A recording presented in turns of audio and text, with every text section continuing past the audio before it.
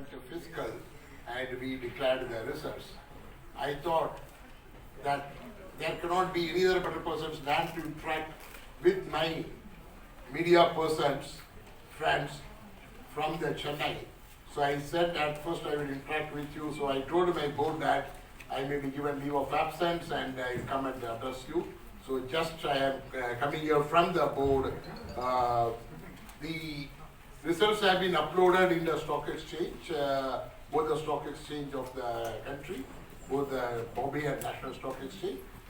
Brief presentation will also be uploaded in the website of the bank, which you may be able to take, but I will give you a brief snapshot of the performance of the bank. The bank needs no introduction for people of this part of the country. Why this part of the country? Even the entire country. The bank is a 100 years old bank with a very high traditional value. If we look into, this is one of the banks, very few banks, which has been consistently performing well right from the foundation. For the past 100 years, the bank has been consistently making profits year after the year, keeping the tradition.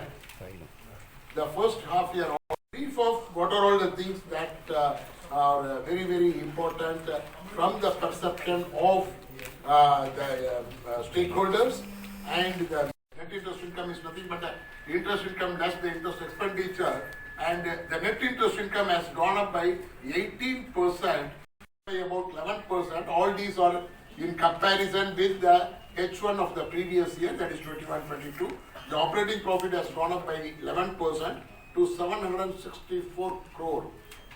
The net profit of the bank has gone up by 27% about, more preciously 26.63% to 497 crore. This is one of the highest ever of yearly profits, a jump of 26.63%. So this is on the top line. I said the CASA, I said the net interest income has gone up, the operating profit has gone up, the net profit has gone up. When I come to the asset quality, both the gross NPA and net NPA have come down substantially. The gross NPA has come down to 1.70% from 3.31% a year back. And the net NPA has come down to 0.86% from 1.82%. It shows the strong asset quality what the bank has. The other parameter which is very important for a bank is the return on assets and the return on equity. This is what the investor are looking to at the end of the day. What is my return? I am happy to share with my media friends that the return on assets is at 1.93 and the return on equity is at 16.84.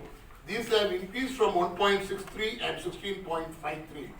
At this juncture, I want to inform you that the bank came out with an IPO very recently. The bank could mop up around 800 crores through the IPO. In spite of the increase in the capital, the return on equity has increased to 16.84% annualized as on 30th of September 2022. The cost income ratio is another efficiency ratio which is measured for the performance of the bank. The cost income ratio has come down to 42.02% from 43.48%. The other efficiency ratio or the cushion what the bank has normally will be measured from the provision coverage ratio. The provision coverage ratio has increased to 88.58% from 80.5%, which clearly indicates that the bank has enough cushion to fall upon in case of exigencies and emergencies. Yet another efficiency ratio is the net interest margin. The net interest margin is at high level of 4.47%, which has increased from 4.04%. I can only recollect my India has lifted the restrictions. The bank is free to expand. We will be expanding our footprint cautiously and calculatively so that ultimately the interest of all the stakeholders are protected and enhanced on a continuous basis. So these are some of the highlights of the performance of the bank. The PowerPoint will be available in the website of the bank very shortly because of the regulatory requirement that first it should go to the stock exchange. There is a time lag. Otherwise, it will be available in a very short time. And I will request my people, particularly the attractors who are coordinating, to help you to get this also. And the highlights are also being given as a press release input to you. I'll be more than happy to take questions from you, if any, and give clarifications on that. With that, I will stop here. I will request my CFO, if he has something to add, he can. Otherwise, I will take the questions from you. Thank you very much.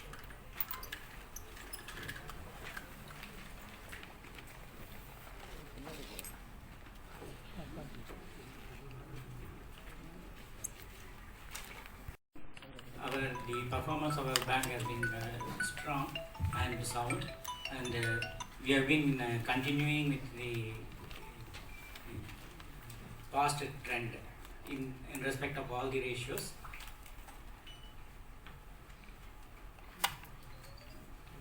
Especially this ROE, ROE and CRAR are very strong so far. Thank you. I can give a few more efficiency ratios which the media may be interested. The credit costs is one of the important parameter to evaluate your bank. The credit cost for September 22 annualized is just 0.27%. Again, this is one of the best in the industry, I can say. The cost of deposits has been continuously coming down. One, because of increasing the CASA, and if you look into, we have also increased the CD ratio, which will result in the increased income, which has already started yielding the results. My NIM has gone up, as I said, and the slippage ratio is also totally under control. Thank you. Somebody was raising the hand. Can you say something about the Q2? Yeah, Q2, I can tell, no issue.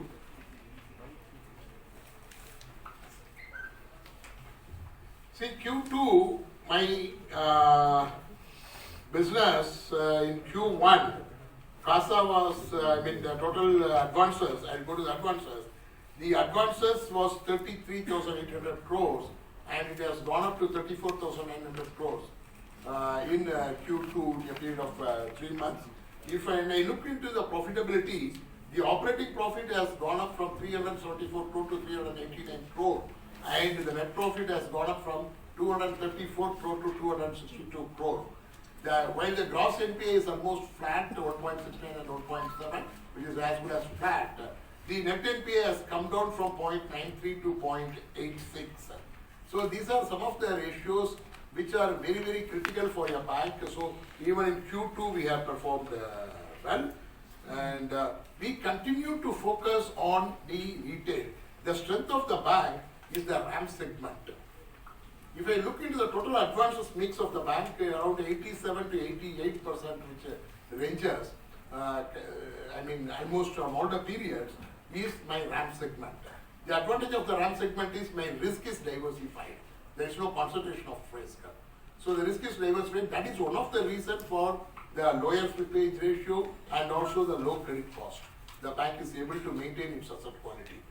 The RAM, in the RAM segment, since you asked about the Q2, I can give the retail sector has advances have gone up to 7,127 crore from 6,853 crore. The agriculture is marginally increased, and the MSME sector has also increased by about 200 crore. So this is what in Q1 to Q2 as the advances mix is concerned. As I said, the overall RAM segment constitutes 87%. In both the quarters, it was 87 point something, 87.5 or something in the June, and it is 87.4 or 87.3 like that in September. When I round it off, it may be 88 and 87. So this is the mix as far as that is concerned. Anything else you want to add for Q1, Q2? You can give the information. Q2 ROA is around is exactly 2% and return on equity is 17.8. NIM is also 4.4. 4 point? 4. And regards to your gross and net NPA, there is a drastic reduction. How come you achieved that? Pardon me? Your NPAs, gross and net NPA, it has come down. Okay, so, year on year. Yeah, Year on year. No, it has come down because even if you look into the March, the bank has made aggressive provisions, and as a balance sheet management, there are good recoveries and also certain technical write-off. Thereby, the gross NPA has come down. Because of the write-off, I can give you the number. Right now, I don't have. But that was done not now in this half year. Nothing has been written off in this half year. in the quarter, no write-off? No, not in the half year itself. The first half of this current year, we are not written off anything. So what's the slippage? Slippage is around 1 minute. I will give you.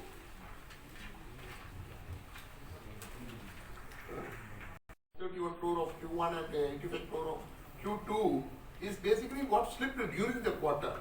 This 131 crore what slipped during the quarter, some of them might have been upgraded, some of them might have been recovered. Since you asked for the quarter, so this is what, so overall slippage, if I take into account both the quarters, it comes to around 216 crore. As regards the recoveries? As regards the recovery is Back concerned, recoveries. it is around recoveries and upgradation comes to around 194 crore something.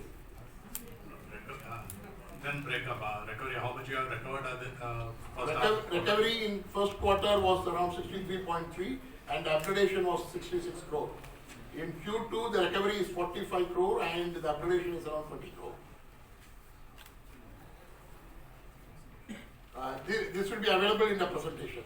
So small, there Yeah. is a small, there is a slippage in your treasury income and corporate income during this quarter, right? That is basically because of, the mark-to-market concept. Because of the yield hardening, there will be a depreciation on the investments. Now, this depreciation on the investments and also the trading profit comes down. When the market is volatile and the rates are getting hardened, the treasury income comes down. In fact, if you look into, despite the market odds, and this is not specific to TMB, this is the industry, where the entire globe is facing that tight situation. Despite that, the TMB has performed well and is able to show a better results of increase in the profit by around 27% in the first half year. With regard to increase in repo rate. Pardon me? With regard to increase. RBI has been increasing the policy rates. Yes. How much you have transferred the policy rate to your... No, in fact, we have been withstanding without pausing on, but the ALCO of the bank will be meeting very shortly. We will be taking a call on that because very recently there was a steep hike, so the bank is working on that. The ALCO of the bank will be meeting maybe by the end of this month or the first week of November, and we will be taking a call on that. How much of that will be passed on to the borrowers? That ALCO has to decide, sir. As and when it is, I will definitely keep you informed. What about the deposits? Deposit also based on the market trend we will be revising. That also the ALCO will be coming out very shortly. Deposit rate also will be increased. So most of the banks from October 21 to 2022, RBI has lifted the restrictions. Yeah. Restrictions on opening new branches. So if you look at your branches, out of 509, about the 370, that is 72% are in Tamil Nadu. We don't see this as a risk because 72% of your bank branches are concentrated within a state. And are you looking at de-risking model? Okay. That is my first question. The second question is, since 2019, RBI has been imposing penalty on you. That is 2019, 18 and 17. Will you please update on what is the penalty? Will you please update on that? Okay. I will answer first question. It is how one views. It is a statement of fact that around 375 branches of mine out of 509 is situated in Tamil Nadu. if I look by number and say that it constitutes this much percentage, and if it is above this percentage, there is a concentration risk. You are absolutely right. There is another perception as to where do I have the concentration, how the state is doing, where the state stands in the GDP of the country, and what is the the sense of recovery, or the people who repay and honor the commitment, and the state where the industry is flourishing. If I take all those things as a wholesome, a broader view, I still feel that Tamil Nadu is one of the best, if not the first, at least the second or third in the country, where it ranks in the industrial growth, in the economical growth, in the GDP growth. Hence, I do not, just because of the number, will conclude that there is a concentration risk. Having said, I am not discounting what you said also. So the bank will be taking a calculative, informed decision as far as the expansion is concerned. As I said, we will be expanding in a place where I have potential, where I will be able to have a quick break-even.